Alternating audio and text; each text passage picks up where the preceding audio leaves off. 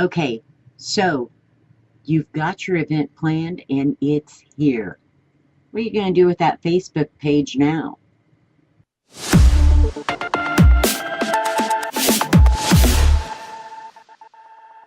Hi, I'm Sheryl Loch with Ginger Roots Media, and I'm here again with... Hey guys, Lany Sullivan with Events by Lany. Are we still on Facebook? Still on Damn Facebook. it. All right. So if she's going to make me do this, I'm being forced. Do you see the gun to my head? All right. So we've gone through the pre-promotion of your Facebook, of your event on Facebook. Now we're in your live event. What is happening? Okay. So let me just tell you what's happening to you during your live event. You're running around like a crazy person. Okay, I'm running around like a crazy person. Maybe I'm not as crazy as you, or you're not as crazy as me, but we're still pretty busy is what I'm trying to say. We don't have time to monitor your social media. We don't have time to manage whatever is happening online. So you want to make sure that, we've talked about it before, you want to make sure you have somebody running your social media during your event. Why do we want to have somebody running it, Sheryl? Because you don't have time. Wait, I already said that. And it's the truth. Because it's the truth. The thing is, when we've done events, and I know for a fact that even if you would like to say, oh, I'm going to handle this, you're not. There's no way. You've got attendees that want to speak to you, that want to get a selfie, do whatever. You've got meals to make sure that they're on time. You've got an event planner behind you saying, hey, where is so-and-so? Yeah. You've got a million things going. So your social media manager is going to do just that. They're not going to handle your event plans and run those things.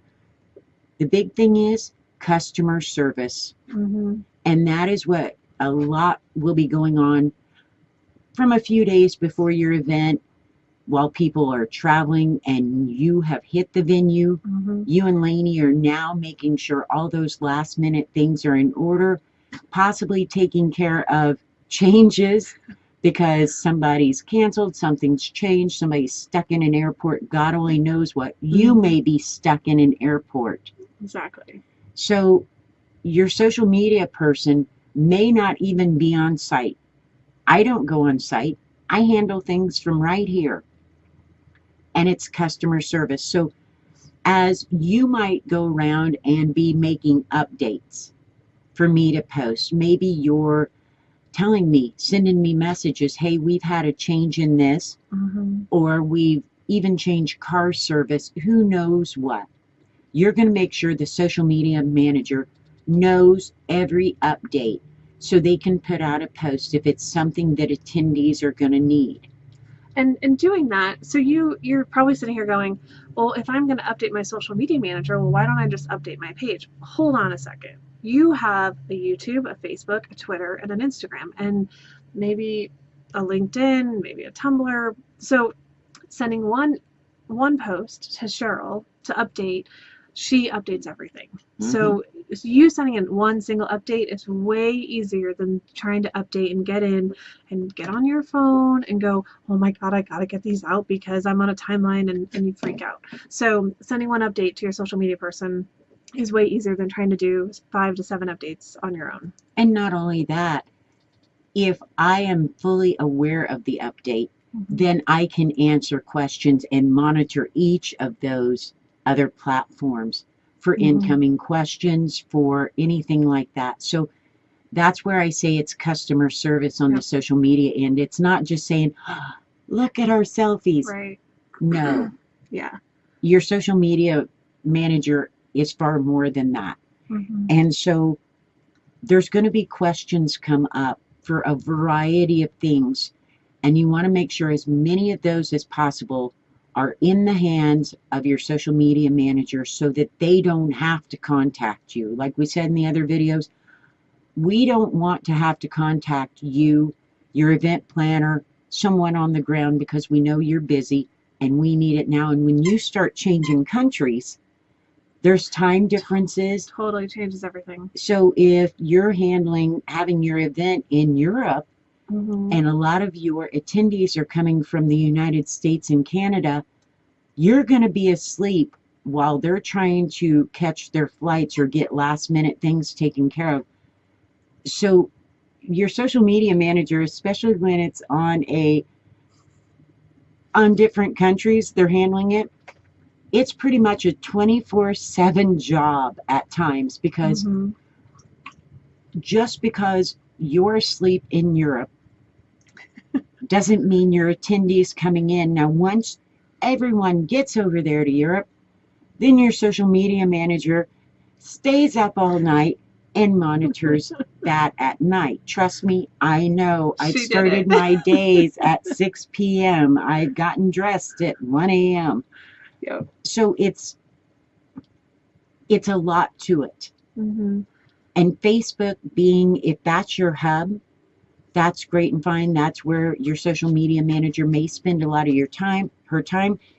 It can be, her. I shouldn't have said her. It could be a him. Could be him.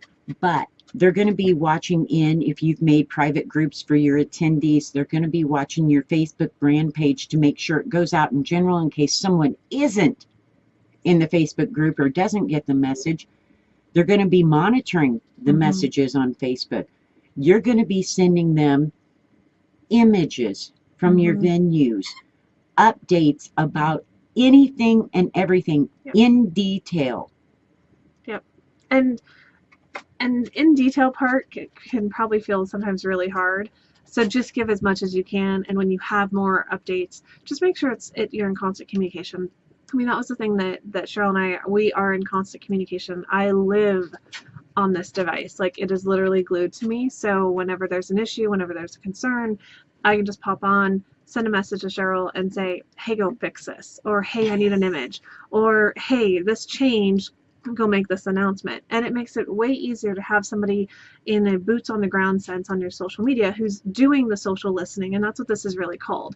It's social listening across all the platforms. And that's what the big brands do. That's what the big events do. That's what you should be doing. That's what you have to do. You need to. There really is no exception to it, because it's part of the experience that I talk about in my videos and my content. This is part of the event experience. Is your response time to your attendees is imperative. It's crucial that they feel, number one, that you're listening, and number two, that you have the answers and that you care. So if you don't, they walk away from this experience with a bad experience. You could have an attendee sitting at the airport and they're waiting on, maybe you've said you're going to have transportation, but maybe they don't know where, they have forgotten, they've lost their update, whatever, of where they're to meet that transportation or where the group is gathering or what time. It could be a number of things. Well, I'll give you an example. We had a speaker at an event who landed in country, and she didn't get through immigration. She got stopped because she had less than 6 months, or she had right at the 6-month mark left on her passport.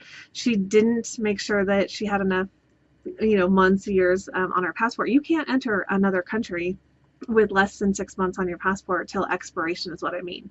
So she got kicked back to her last layover stop, wherever it was, and she had been originally flying from New York. So she came into the country, she got stopped at immigration, she got put back on a plane, and then she got put back not on a plane to another country, but all the way back to New York, and then had to fly all the way back out.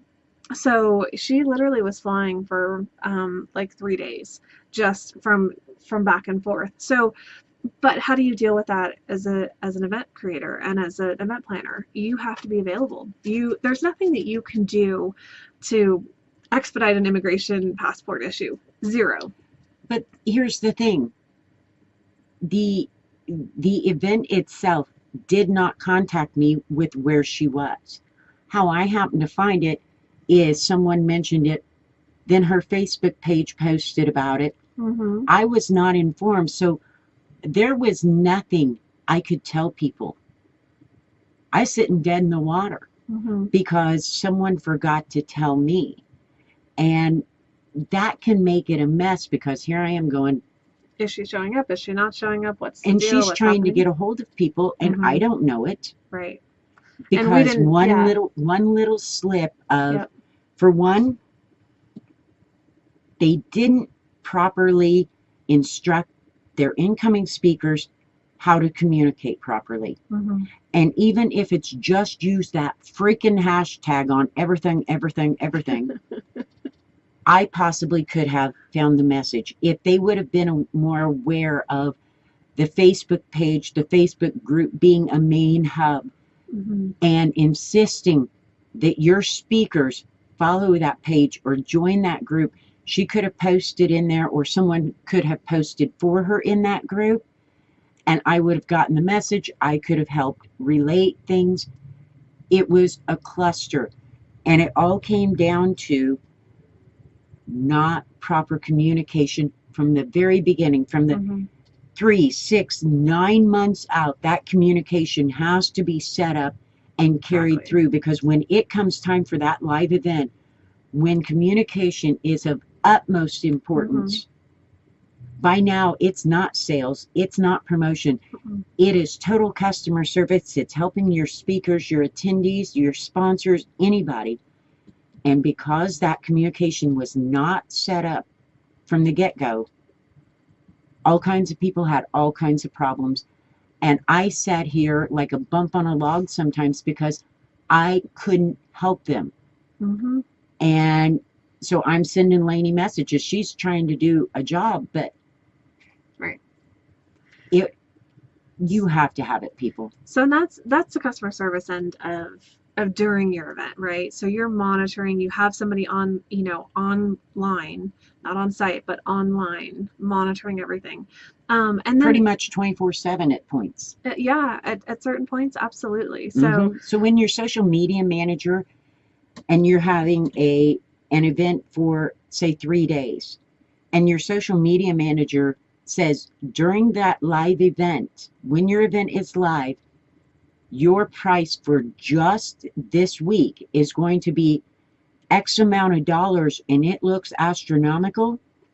If your social media manager is serious about this, Mhm. that's because they are in constant management mode. They, depending on countries and time zones, Mhm. they may not have a lot of time off because they're watching time zones all around the world. Mhm. They are managing and getting updates from you. They're trying to answer questions. Mhm. If you have live streaming where you're going to live stream your event and it's behind a paywall, now I would have to be in contact with the Mhm. event planner, with you as the event owner. I Mhm. need an assistant of yours that's there on the ground in case nobody else is answering. I also need the people running the live stream. If I'm not getting the images from your photographer, I need to be able to get a hold of them and say, hey, did you upload these? There, it's a constant. And Mhm. everyone has to get along or it's not going to fly. And if you go with live streaming behind a paywall, which we'll talk a whole nother video about, Yes, that's a whole new ball game of troubleshooting. But absolutely. just for Facebook, you're going to have Facebook Lives going out that need to be sent out other places. You're going to have images, updates. Maybe you've got speaker clips arranged so that you may not do the full keynote on Facebook. You may have just little clips you're going to put up. Right. Another thing is they're going to be looking to crowdsource. So all of your attendees, as they arrive, they're going to start posting all their images, their little Facebook Lives, their little things Yes. they're putting on their own personal page. And well, you want them to as Oh, well. you're You going want to to encourage encourage them. this. You're going to have, and you're going to have your hashtag everywhere, and you're going to say, hey, Yes. let's Facebook Live. Mhm. You are encouraging them to post. It's your social media manager's duty then to go and find, not everyone, because some of them are crazy busy, Mhm. but pick different people, different attendees, different ones. But wait, if you're gonna tell everybody to Facebook Live, make sure your Wi-Fi can handle it. Okay, that's a whole nother video that I do and talk about. But yeah, just be aware. Like, don't tell everybody to do Facebook Live at the same time because it'll kill your bandwidth, and your live streaming people will murder you. This is true too. But But So your social media manager is going to be watching for that hashtag, sending certain updates through the page saying, hey, here's so-and-so from the event. Look what a good time they're having, blah, blah, blah. They're going to send these same updates out through other streams. So it's anything and everything. And you don't have to post every image you take, every video clip. We're going to use those after the event to do things with too. But there's a very good chance you're going to have a folder. You're going to be uploading to a folder so that your social media manager can get a hold of all this. And if you can get your attendees and your speakers to do a lot of the work, it saves me having to edit and make images if I can crowdsource and pull those through. And those people are excited that you're sharing their things. So just with Facebook, between the page, the group, updates, troubleshooting, customer service, it's imperative you built it and you built it right. And you've got everybody on board together. Yep. And the last thing that you can do during your event, so we've talked about crowdsourcing your content from your attendees. We've talked about doing all the customer service. We've talked about using the hashtag and getting everybody to use the hashtag, troubleshooting, posting, hashtag. Oh my gosh, go watch our last video on hashtags. I just showed Sheryl the video last night, and it's Jimmy Fallon, not Jimmy Kimmel. My bad on that video. So, but I just showed her that video, and we were rolling at like 3:30 this morning. So hashtag. Anyway, but the last couple things that you can do during your event, which is imperative, which is really great, is live stream do interviews with your speakers and your attendees, the venue, your sponsors, and have somebody, you as the event host and creator do not have to be that person to run around doing it. You're not going to have time, frankly. So have somebody on your team that can go around and pop up on a Facebook Live with your phone and go into the page and do interviews and talk to people and get excitement, because what you're doing is you're building post-event excitement for next year, and it's content that you can use for next year. So we're going to talk about that later. Also get testimonials. Like when somebody just had a blowout, mind-blowing experience, in a session, if you hear about it, go get a testimonial right there on the spot for, about that session, about that piece of content, about whatever it is that they just experienced. And then, go and, the parties, the cocktail parties, anything that you, special guests, anything that you, have that's special and unique, go and freaking live stream it. Have fun with it. It doesn't all have to be so serious and like we're only going to do this session and we're going to fit it all into this box. No, show people that you're having a party and having a good time too, because it all builds into the experience of the event. And if anybody gets really drunk and does something stupid, we want it on video. We definitely want it on video. And talking about video, though, there's good ways to do testimonials and do Facebook Lives. Right. And then there's bad, which that's a whole another issue. But get some advice on how to do these videos so that you get the best out of them. Because Facebook Live, getting testimonials or doing little spots is more than just holding your camera up and talking. There's certain things you need to have lined up and how you can do it so A, it can be repurposed, B, you get the most from whoever you're interviewing, and your people are going to watch it. So there's a lot to it that we won't cover in this one. We've got a checklist. But she brought it up. We have a checklist for you on a bunch of this stuff. So if you guys go over to eventsbylany.com/knowledge-base, or click the link below. So eventsbylany.com/knowledge-base. Go sign up for our email list. We have a live Q&A, maybe more than one, that we're going to be doing. So if you really want to dive into some of these topics that we're talking about and really get some clarification on some of this stuff, we're only giving it and making it accessible to our email list members. And if you want to get the checklist and downloads from us, you have to be a member of that as well. So just, it's a win-win. Go do it. And while you're here, be sure to subscribe. Give this video a like, a share. Leave us a comment, a question. Thanks for watching.